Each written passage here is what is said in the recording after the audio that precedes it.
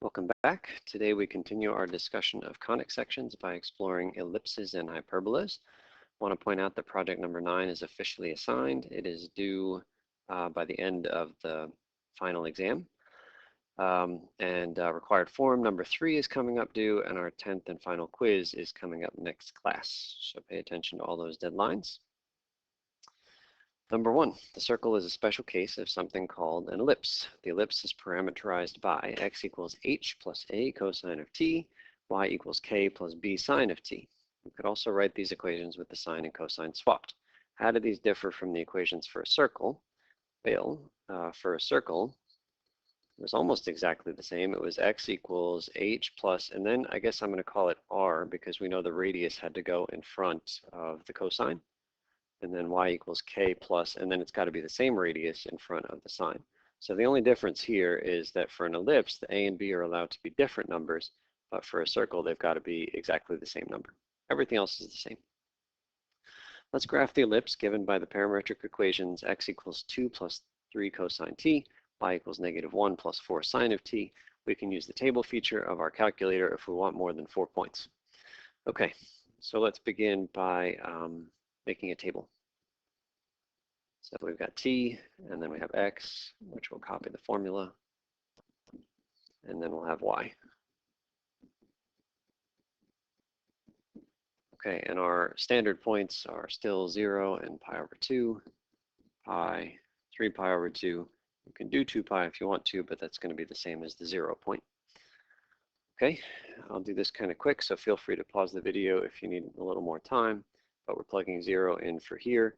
So cosine of 0 is 1, 3 times 1 is 3, 2 plus 3 is 5. Same kind of thing, but now we'll plug into that t. Sine of 0 is 0, 4 times 0 is 0, so the whole thing is just -1. So the first point is at 5, -1. Now we're going to plug pi over 2 in. Cosine of pi over 2 is nothing, so this whole thing simplifies to just 2. Sine of pi over 2 is 1, times 4 is 4, minus 1 is 3. Plugging pi in, cosine of pi is -1. 2 minus 3 is also -1.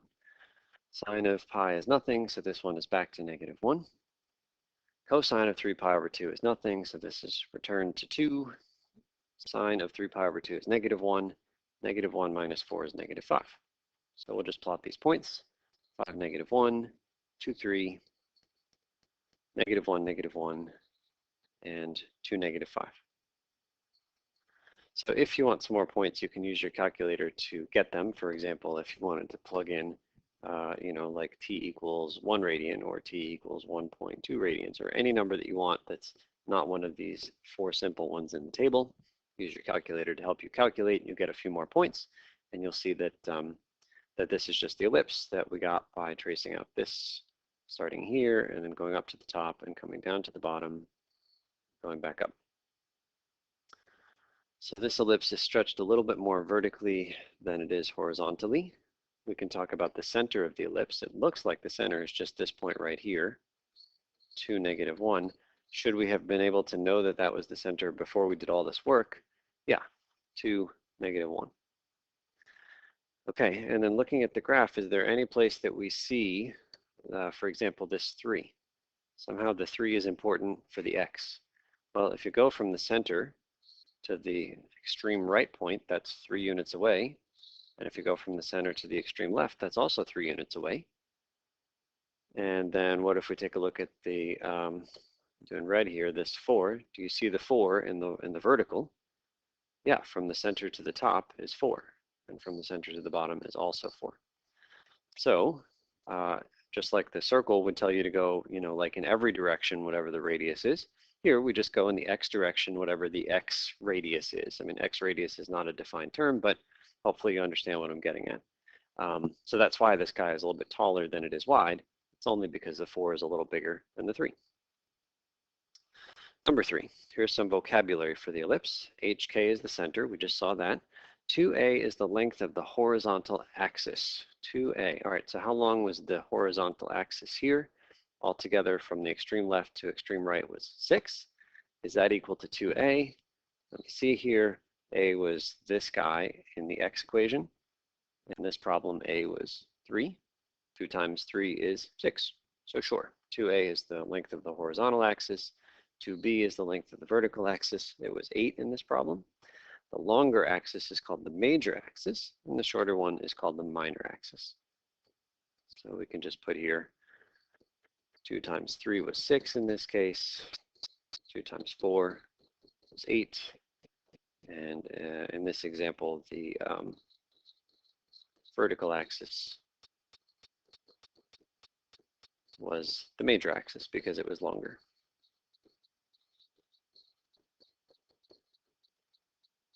And the horizontal axis was the minor axis. Here's a fun fact. The area of an ellipse is a equals pi times a times b. So for example, the area of this ellipse right here, pi times a times b. A is the x number. It's not 6, it's just a single 3. And then b is the y number, that was 4. So the area of that ellipse is exactly 12 pi. Neat. 5. What happens to an ellipse if a is equal to b? Okay, so if a is equal to b, then we get pi times a times, okay, if a and b are the same, I'm just going to put an a here instead of the b, which is pi times a squared. That's fine, but if a and b are equal to each other, that means that the length you go left and right from the center is the same as the length you go up and down from the center. So in fact, that's a very special ellipse called a circle. And if it's a circle, we're probably not going to call it a or b. We're probably going to call it r. And lo and behold, pi times ab becomes the more familiar pi times r squared when the ellipse becomes a circle.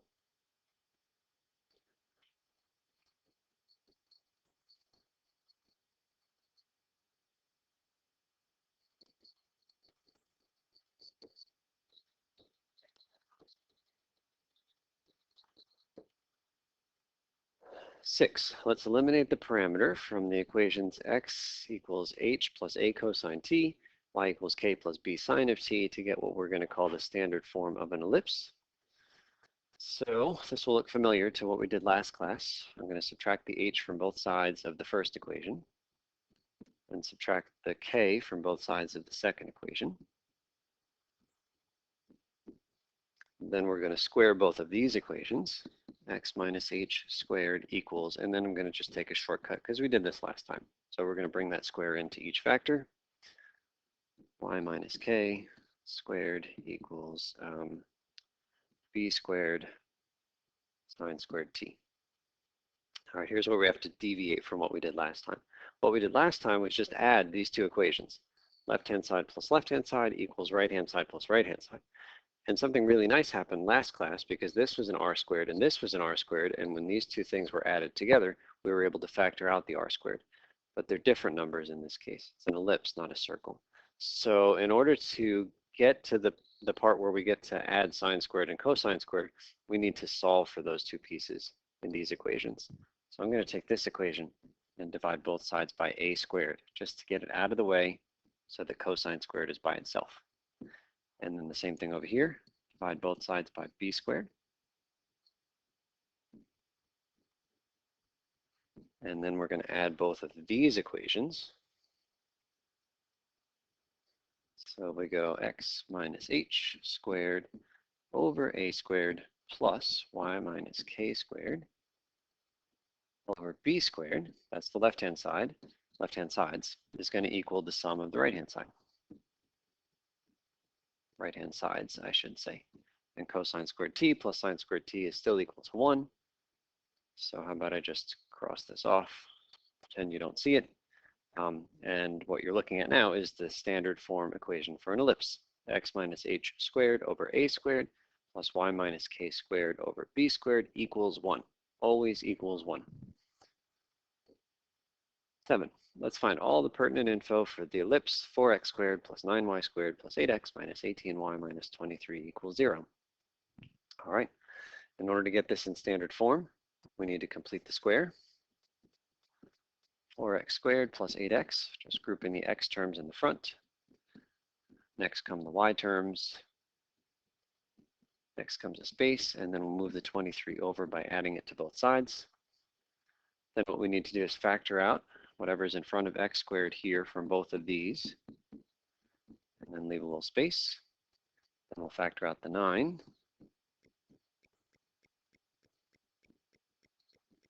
Now we have to add the magic number. B over 2 squared. 2 over 1 squared is 1. Squared is still 1. What did we really just add there? We didn't just add 1. We actually added 4, because that 4 we know is going to hit the 1. So we just added 4, which means right away we need to subtract 4.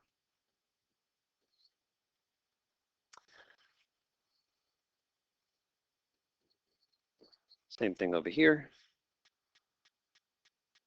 What are we doing in this case? So now half of -2 is -1. Square that, we get +1.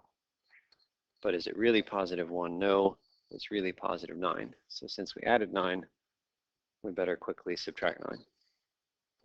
Okay, and now we'll finish here. This is really x plus 1 squared. That's really y minus 1 squared. We're going to add 4 and 9 to both sides. Okay, and so what do we get over here? 13, that's 36 altogether. Okay, so here's the trick. In order to get this thing in standard form, we need it to equal 1 on the right-hand side. That's part of standard form. So let's make this equal 1 by dividing everything by 36. This divide by 36, this divide by 36. Doesn't matter that there's a 4 and the 9 there. The important thing is building a 1 on the right-hand side. Okay, now we're going to split this 36 up. We know that we can, in some sense, distribute that 36. 36 is underneath this, and 36 is also underneath this, 2 different terms. So in the first case, 4 divided by 36, the 4 cancels and gives you a 9 on the bottom. And in the second one, 9 divided by 36, the 9 cancels and gives you a 4 on the bottom. So if that was a little bit quick, really take your time and go through. You might want to just rewrite this guy as 4 times this thing squared over 36 plus 9 times this other thing squared over 36. And then really see the 36 underneath both. And so then the 36 will cancel with the 4 and the 9 completely separate. Okay, so that right there is our standard form, which means that we can right away pick off the center. So we know the center is the HK, but we also know that there's a minus sign built into the parentheses in our equation. So we got to change the signs. That x plus 1 gives you a -1. The y minus 1 actually gives you a +1. So that's your center. And then we can say something about the horizontal axis and how long it is. Let's actually not write the length, but I'm just going to write how much we go in each direction.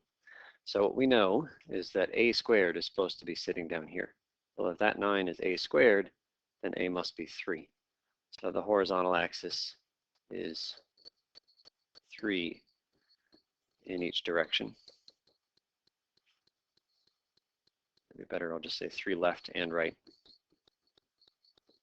from the center. Vertical axis is supposed to be some number up and down from the center. The number is b. This is supposed to be b squared, so b must be 2. So hopefully you're starting to see that whatever's downstairs, you got to take the square root to find out really how far you move left and right and how far you move up and down. Okay. 8. When is ax squared plus cy squared plus dx plus ey plus f equal to 0 and an ellipse? So we just tackled an equation just like that, right? 4x squared plus 9y squared. So we know it's a circle if that number and that number are the same. We saw that last class.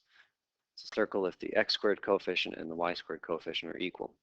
When is it an ellipse? It's an ellipse when a and c have the same sign and are both not 0. So as long as these are both positive or both negative, then it's an ellipse. So in our case, we had a 4 and a 9, both positive. That's an ellipse. 9. What if a and c have opposite signs? What if this had been 4x squared minus 9y squared? Well, it's not an ellipse anymore. talk about that. Let's graph x squared minus y squared equals 1 on our calculators by first solving for y. Okay, so how about we add y squared to both sides? Trying to solve for y, so subtract 1 from both sides. And then finally take the square root of both sides. Don't forget to do the really easy thing that's easy to forget to do. Let's put plus or minus when you take that square root. So let's see what the calculator has to say about the graph of these two equations.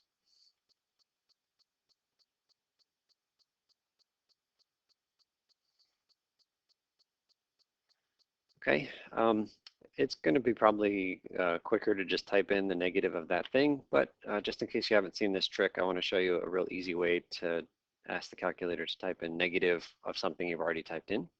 So I'll hit the negative sign. What I want the calculator to say right here is y1. Type in or graph the opposite of what we've typed in for y1. You go to vars, go to the right to highlight y-vars. The very first choice is the one you want, function, so hit enter. And then there's your list. You can move up and down, but we want y1, so we stay right there. And that's it.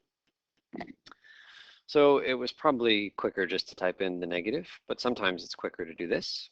And also, if we were to decide somehow to change this, we want to make this like a -2, and you had typed it out, then you'd have to change it here as well.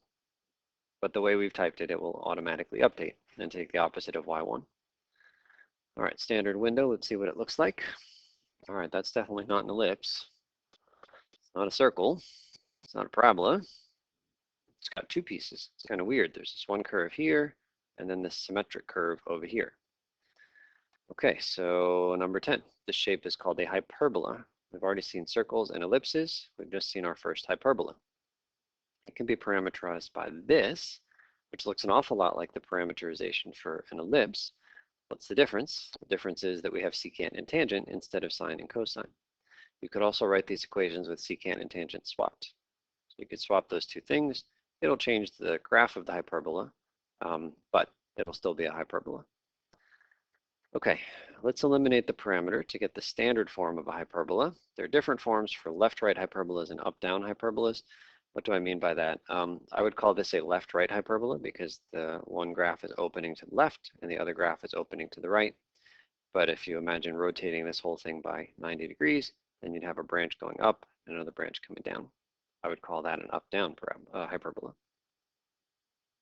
Okay, so let's go back to basics and see if we can eliminate that parameter. Okay, same trick we've seen several times now. Subtract h from both sides of the first equation. Subtract k from the other one. Square both sides.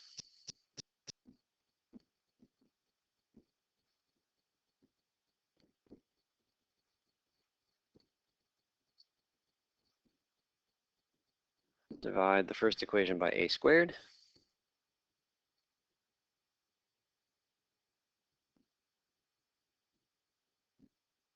Divide the second equation by b squared.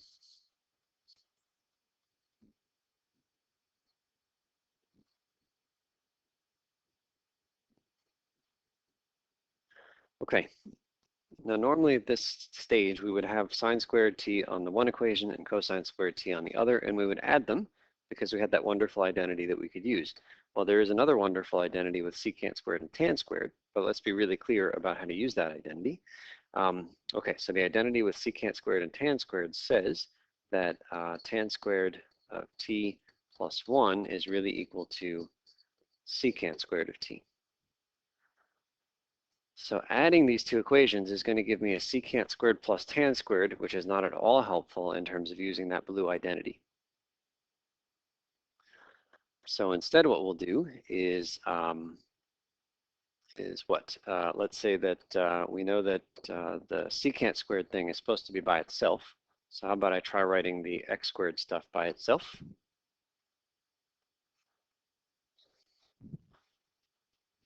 So I'm going to write the x minus h squared over a squared there by itself on the one side of the equals. And then on the other side, it's supposed to be tan squared plus 1. Okay, tan squared I see here. So I can write all that y stuff where I see the tan squared.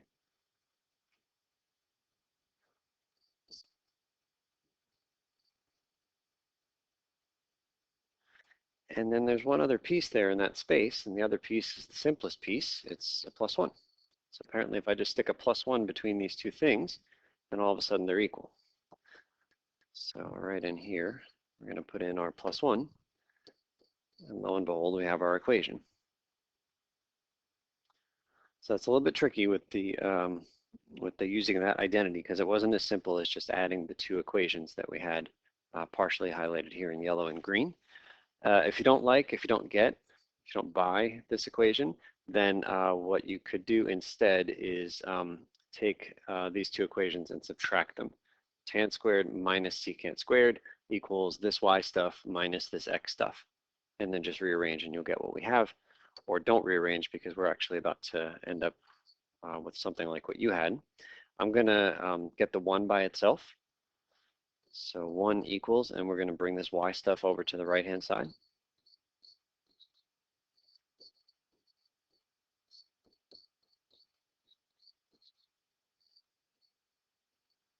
So we get that. And that right there is our standard form equation for one kind of hyperbola. Let's see if we can figure out if this is an up-down hyperbola or a left-right hyperbola. All right, the only hyperbola that we talked about today was this x squared minus y squared equation. And that was a left-right. It opened to the left and to the right. And that had x squared first. Let's see. This one has x squared first, and then minus, and then the y squared. So this is your left-right hyperbola, which is exactly the kind that we graphed earlier today. So we'll draw some axes and then a quickie sketch of the left-right hyperbola. All right, it is definitely curvy at the ends here, so it's not like a corner, but it's not all that curvy. So it's fairly close to being a corner, but it is smooth. Okay, so if that's the left-right version, then I have a feeling I know what the up-down version is. So let's just write that same thing, but we're just going to swap and make the one positive and the other negative. So I'm going to write y minus k first.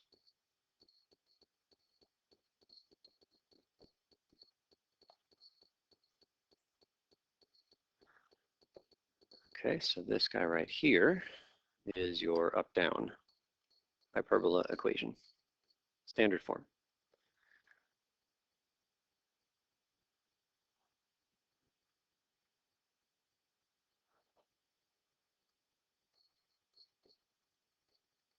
And then we'll draw a quick sketch.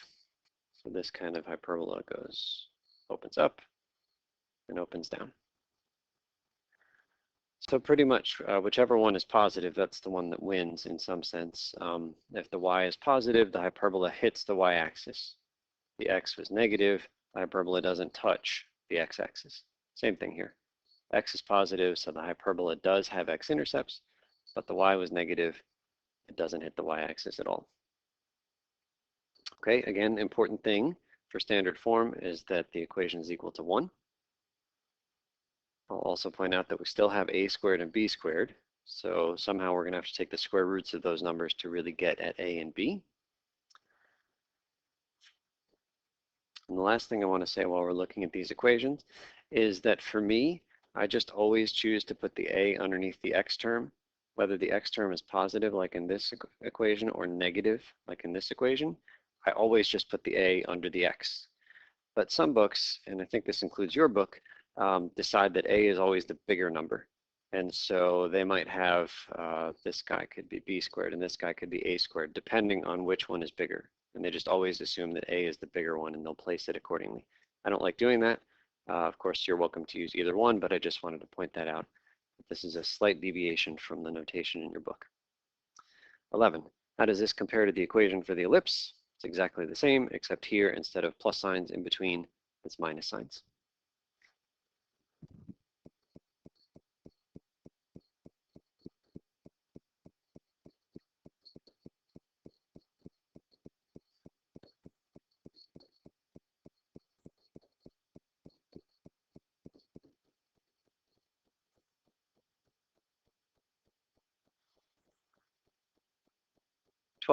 How can we figure out what this looks like? Let's graph x equals 2 plus 3 secant t, y equals 4 plus 2 tan t, Along the way, we'll draw a rectangle, some slant asymptotes, and an ellipse. We'll also find the center, vertices, and standard form equation of our hyperbola. Okay, so let's give this thing a shot.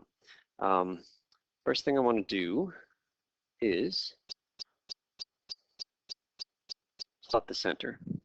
So let's go ahead and throw some axes up here. 1, 2, 3, 4, 5, 6, 7. 1, 2, 3, 4, 5. 1, 2, 3, 4, 5. Okay, so the center, we should be able to pick off right away. The center is this guy for the x and this guy for the y. Don't change the signs. It's +2 and +4. So let's plot the center. 1, 2, and up here to 4. And next thing I want to do is figure out how far we're going left and right. And that left and right number is the 3.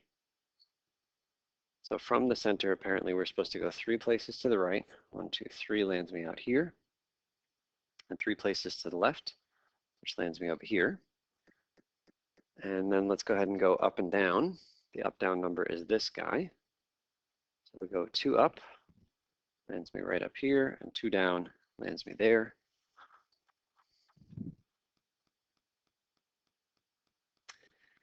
And if the equation, instead of secant and tangent, had sine and cosine in whatever order, then we would just have the ellipse, and you could draw the ellipse by connecting those 4 dots. So let's just go ahead and do that, just for kicks.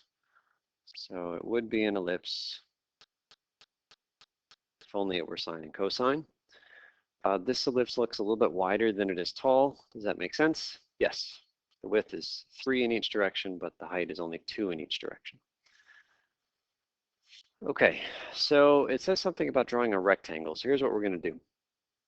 We're going to take a look at the 4 points that we had that we just made the ellipse for, and we are going to make a rectangle by just drawing vertical lines through the extreme left and right points.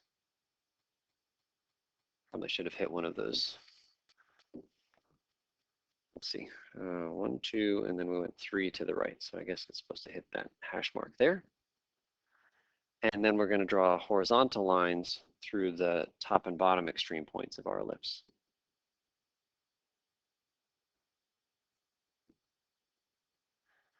Now notice you don't need to draw the ellipse to draw those points. I just drew the ellipse to show you that we would have had the ellipse and would have been done if it was just sine and cosine instead of secant tangent. But without the ellipse, you just need those 4 points. So we connected the dots there. And next thing we're going to do is we're going to draw the diagonals of the rectangle that you see right there in the middle. So I'm going to highlight this rectangle here, which is just made by intersecting those dotted lines. And we're going to draw the diagonals of that rectangle. So carefully, and if you have a straight edge, this is a good time to use it. Oh, that's sweet. So that's the one diagonal, and then draw the other diagonal. Not as good. Close enough. Okay, so here's the deal. The hyperbola that we're going to draw has those 2 green lines as asymptotes. That is to say, the hyperbola is going to get really, really close to those green lines. And the hyperbola is also going to touch the red rectangle. So maybe I'll write that just in English here. Hyperbola approaches the diagonals and barely touches the rectangle. So I'll show you what I mean. For example, suppose that this hyperbola right here is an up-down hyperbola. Then what I'm going to do is make the hyperbola touch the rectangle just barely there and just barely there. And it's going to come in and it's going to skim off of the rectangle and it's going to approach very quickly these 2 asymptotes out here. And the same thing on the bottom. It's going to barely skim off the rectangle and approach the one asymptote and barely skim off and approach the other asymptote. So that's what it would look like if it were an up-down hyperbola. What I'd like you to do now is maybe draw in what it would look like if it were a right-left hyperbola. So again, it's supposed to just barely touch the red rectangle at the extreme points. and it should approach those diagonals. So pause the video and come back when you think you've got a good picture of a right-left hyperbola. All right, so hopefully ended up with, I'll draw this in a different color.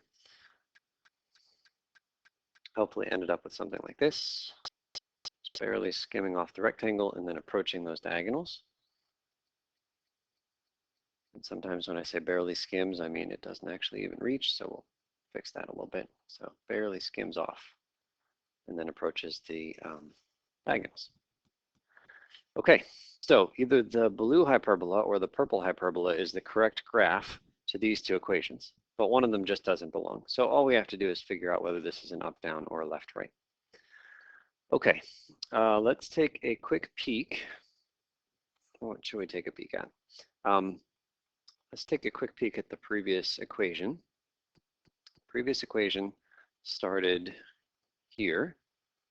It said x was equal to h plus a secant. So I just wanted to look and see which one had the secant and which one had the tangent. So y has the tangent and x has the secant.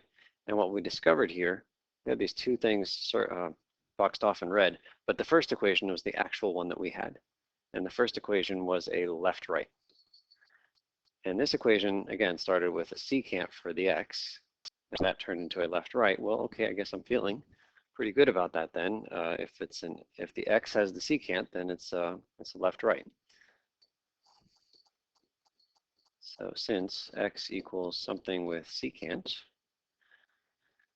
and y was equal to something with tangent, this is a left-right hyperbola. Okay, so that's fine. It's, I don't know, somewhat unsatisfying to just memorize, all right, if x has the secant, then it's a left-right. And I guess if y had the secant, it would have been an up-down. So here's a better way, at least if you don't want to memorize that, and I sure don't. What I'd recommend doing is maybe just plugging in t equals 0. So we've got x equals 2 plus 3 secant of 0, and y is equal to 4 plus 2 tangent of 0.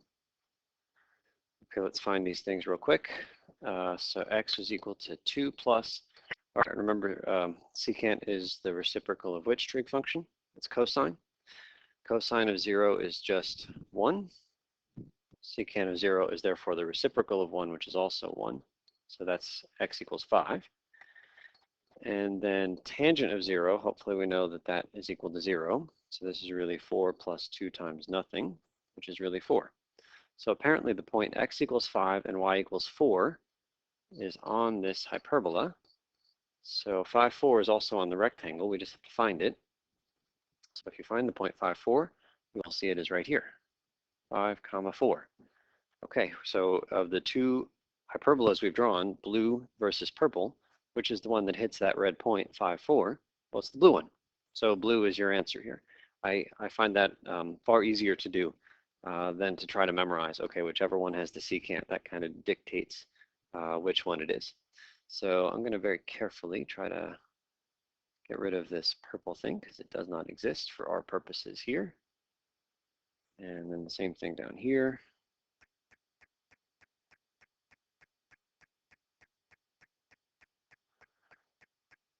And then we'll just patch up our rectangle.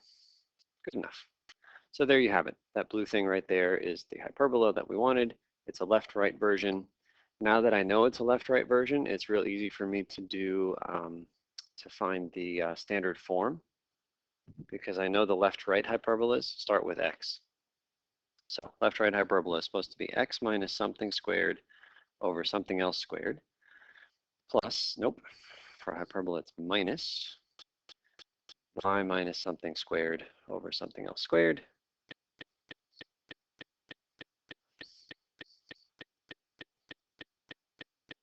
And that's always supposed to equal 1. That's our standard form. Always equals 1. Okay, the numbers that go in the parentheses are the coordinates of the center. Center we've already decided was 2, 4. So we just copy the 2 and the 4 in the proper spots. Notice it doesn't always go 2 first. What it does do is go x with the 2. I say that because It could very well have been that this y minus 4 term should have been first, and then minus the x minus 2 term. So don't just randomly copy the 2 and the 4 in that order. You got to put them with whoever they go with. X coordinate was 2, so put the 2 with the x. Okay, let's see. So we've got that, and then we just need the numbers that get squared. Okay, well, the numbers that get squared are just the a and the b, which are just the left-right directions and the up-down directions. So the left-right direction you can see is here in purple. It's 3. So that 3 goes with the x. It's a left-right. So we put the 3 right there. Again, the 3 doesn't always just go with the first fraction. The 3 goes with the x, which happens to be first. And then I can see right over here, the 2 was the up-down number. That gets squared and thrown right down here in the bottom. So that's your standard form equation of the hyperbola. If you want, you can change the bottoms to 9 and 4, and then I guess that's about it. Okay, so I think we found just about everything. We took care of the center. That was at 2, 4. We found the standard form equation of the hyperbola. That's there. Then there's this funny word here, vertices. I guess we didn't find that. The vertices are just the extreme points of the rectangle. Okay, so the extreme points of this rectangle, that is the far left and far right points. I'll put it here in blue. One vertex we found was at 5, 4. And the leftmost point of the rectangle, I'll put it here in red. But we just need the coordinates of this left point right here. So what is that, -1 and up 4? Am I counting right? Kind of lost where my axes are. Now let's make sure that makes sense. We should have been 2 spaces, we should have been 3 spaces left of the center. Yeah, so -1, 4 is good. -1, 4. Okay, so those are the 2 vertices. I actually wasn't even 100% sure whether or not we call these other 2 points on the rectangle vertices, and to look it up, which is why I paused the video. I feel like those 2 points are quite important, but I guess they're not as important because the hyperbola doesn't actually touch them. So the vertices are the extreme points of the rectangle that the hyperbola goes through. If we had decided to swap the secant and the tangent, then the hyperbola would have come up here, and all of a sudden the vertices would have been these 2 left out points, the top and bottom of the rectangle. Okay, 13. The circle, ellipse, and hyperbola are part of a larger family of curves known as the conic sections. The equations for all of our conic sections are of the form ax squared plus cy squared plus dx plus ey plus f equals 0. Might be wondering why we skipped over b. All right, we'll come to that one next class. Let's give the name of the conic section we get for each of the conditions below. A and C have the same sign and are both non-zero. So we saw earlier today that as long as A and C have the same sign and are not 0, then it's an ellipse. If A and C have opposite signs, and as long as they're not 0, then it's a hyperbola. That's what we just saw, 1 positive, 1 negative. Okay, what if A is equal to C and again not 0?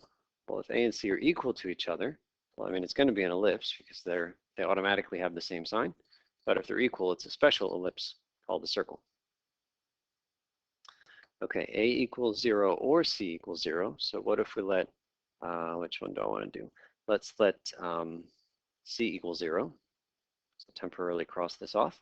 And we get that equation, which if you wanted to, you could solve for y, right? Move the y term to the right-hand side and isolate it. And you'd have y equals some x squareds and some x and some constant. And what's the name of that kind of graph? That's a parabola. We'll talk about these next class.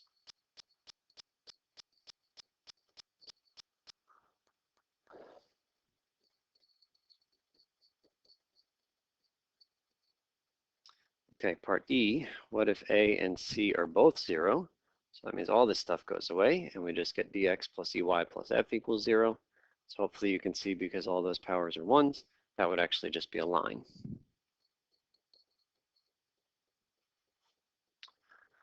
So this equation up here gives you quite a lot of variation depending on what's going on with the values of those constants. You could have any of a number of different kind of curves or even something straight. 14, the diagram below illustrates why these are called conic sections. So let's take a look at the picture. So in each case we have a cone, but let's give this cone a partner. So it's like this double cone where they both meet at their tips right there in the middle, and they're going to be going exactly opposite each other. And what we're going to do is we're going to slice through this cone with a plane. Imagine just taking a piece of paper and slicing right through the cone. So imagine that this piece of paper is kind of like this one here, but let's actually make it so that it's perfectly horizontal, perpendicular to the, like this direction that the cone is opening up and down in. So what kind of a shape would you get for this intersection here? Well, here it looks like, I mean, it could be a circle. It might be an ellipse depending on exactly how it is. But if you're perfectly flat, I think we're going to get a circle. But if you decide to slice your paper kind of at an angle, then you'll get something that's longer in the one direction, and that's an ellipse. What if you take your piece of paper and you slice it straight up and down? So there's your piece of paper there. Goodness, that's terrible looking. Then the intersection is here in yellow and here in yellow, and lo and behold, it's our new friend, the hyperbola. And you could also take that piece of paper and kind of slide it at an angle. It doesn't have to be straight up and down, but it could be an angle, and you'd still have hyperbola, two different pieces, top and bottom. Now suppose that we take this piece of paper and we're going to hold it at an angle, but we're going to make it so that that piece of paper never actually touches the one on top. So it's not going to have two different pieces. So hold it like below the one on top and hold it at an angle so that it never hits the one on top. Then we get this kind of a shape, and that's a parabola. And notice here that you got to hold it so that the paper is parallel to one side of the cone. So it's got to be parallel to make one of these parabolas, which makes it a pretty special curve. If it isn't parallel, like if you accidentally slice this way, then you're going to get the hyperbola again, because you'll have parts in top and bottom. Okay, well you might ask, well, what if you just slice it at like a, like a less extreme angle, so that you definitely never hit there? Well, if you slice it at a less extreme angle, then you're actually going to loop around and it's going to hit the piece of paper. It's going to hit the cone further on. So you're actually just back to one of these kind of extremely angled ellipses. So if you really want to make sure it only hits in a parabola, then you got to go parallel to a side of the cone. 15. There are three kinds of degenerate conic sections. Can you find them? Okay, so some degenerate conic sections.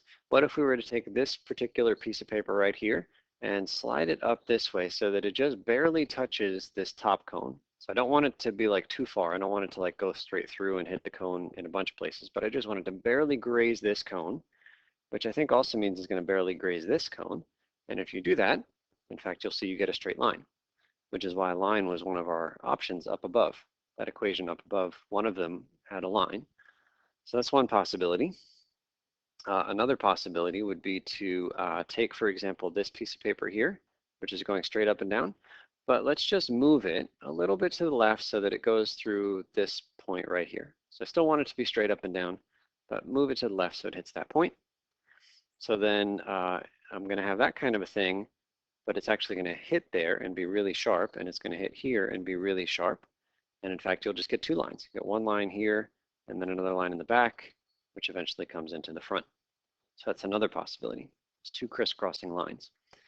And then finally, one other possibility. Suppose that you hold your piece of paper so it goes through just that point and never intersects the cone anywhere else. Well, then that's just a point. So I guess we can summarize and say that the other three kinds are one line, two lines, and a solitary point. 16, note there's a Conic Sections reference sheet at the beginning of the packet. So actually it might just be in the Moodle page, in the Moodle, on our Moodle site, if there is no beginning of a packet for you. So you will find a video of me going through these problems, but again, give it a decent shot on your own before you look for the video.